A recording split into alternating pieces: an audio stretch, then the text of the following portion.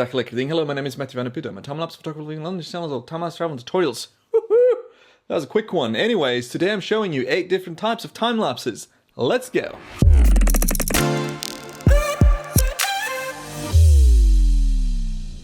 The basic concept of time-lapse photography is speeding up time and showing the world from a different perspective. Now, there's many different ways you can do that, so let's have a look at 8 of them, shall we? Number 1, a basic time-lapse shot where the light doesn't change. I call these static time-lapses because you don't have to do anything. You just gotta plonk the camera, put your settings up, and then boom, you're shooting for anything from 5 minutes to 10 minutes to 20. Usually mine take about, I think 12 minutes to shoot.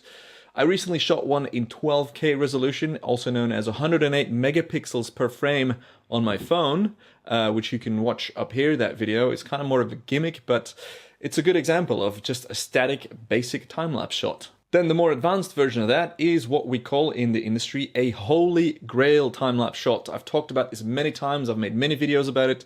My holy grail of holy grail tutorials is over here. It covers everything you need to know. Pretty much the light changes as you're shooting during a sunset or a sunrise typically, and you need to adjust your settings accordingly. Then you need to adjust your settings in post again to make sure that you have a smooth flicker-free sequence so that it doesn't look like this, but more like this. And pretty much that's why it's called the Holy Grail, because it was hard to shoot and it's hard to edit and everything.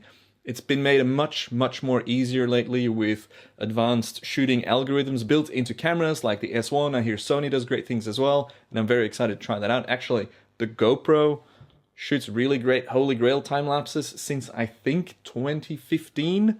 I saw a clip recently, I'll put it up on screen, and this is straight out of camera from when I was back in Sydney on the Hero, whatever it was. I'll put it on screen. But yeah, pretty impressive. GoPro's nailed it as well. All right, next shot. One of my favorite time-lapse shots, and it's actually exactly the same as a basic time-lapse shot, is Astro time-lapse, where you put your camera away with fixed settings and then you just let it run. Not kidding, it's the same as a basic time-lapse, but you are better off with a camera that has great low light performance and fast lenses.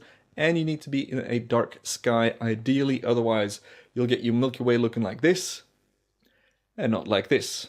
Sadly, Elon Musk is ruining the night sky for us with his fucking Starlink satellites, so let's not think about that too much and just move on to the next shot, shall we? A time-lapse of the botanical kind, aka a plant time-lapse. What do you need for that? Just a dedicated camera that can shoot over an extended period of time, possibly a macro lens as well, and you need consistent lighting like what I'm using right now. I've blocked out the outside because as the sun moves and as shadows come in through clouds, it'll induce flickering in your shot, which is something you don't want. Deflickering is important and happens a lot in time-lapse, but it's always best to get it right in camera. Then a type of time-lapse that literally changed the path of my career and changed my entire life.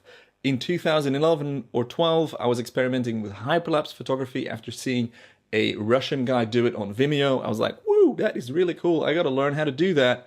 And here are actually some of my very first tests of me doing hyperlapse photography. This is well before the warp stabilizer is what it was today. Very experimental stuff at the time and literally changed my life. If you've listened to any podcast that I've been on, you'd know that when I moved to Sydney, that is what allowed me to stay there on a distinguished talent visa. Yeah, it's obviously very dear to me. I've made an entire playlist up here as well with all of my hyperlapse tutorial videos because there's quite a lot. Then leveling up from hyperlapse, aerial hyperlapse, shot from a plane or a helicopter or something that I have zero experience with, or pretty much zero experience, from a drone. Emmerich's made a video about drone hyperlapses, how to shoot them and stabilize them. You can check that out in the description below. If you're into time-lapse or hyperlapse photography, you're really gonna like Emmerich's channel as well, so make sure to go check him out if you haven't already. All right, next shot, a motion control time-lapse, where instead of having your camera on a tripod, you put it on a panning mount or a tilting mount, or on a mount that pans and tilts at the same time, or on a mount that pans and tilts and slides at the same time. The more movements you add, the more axes of movement it's called. So a typical motion control time-lapse is what we call a 3-axis time-lapse. Then you can, for example, change your focus as well, and then it turns into a 4-axis motion control time-lapse. You can keep adding them. This is crazy. There's a couple of guys. There's actually one in the UK as well, I think, and they've built their own like studios with built-in robots with like, I don't know, like 8, 9, 10, whatever axes. It's crazy. Total nerds. I love it. Super cool footage, and they're actually often used for botanical or plant time lapses. Motion control plant time lapses, that is. And that's all I have for you today. I saw a video that got so many views. It was called like 5 or 6 types of time lapses. So I've done 8 now. If you can think of more, pop them in the comments down below and we'll go and explore them together. If voila, we're here at the end. You now have to click either on this playlist and learn something new from my tutorial playlist, or go watch that video over there and just have a good time. Also, don't forget, all of my products in my store have dropped in price, so go check it out, support the channel, join Patreon, do whatever you want, watch something, leave a comment, thumbs up, subscribe if you haven't already, all that fucking Belgian waffling at the end again. Goodbye.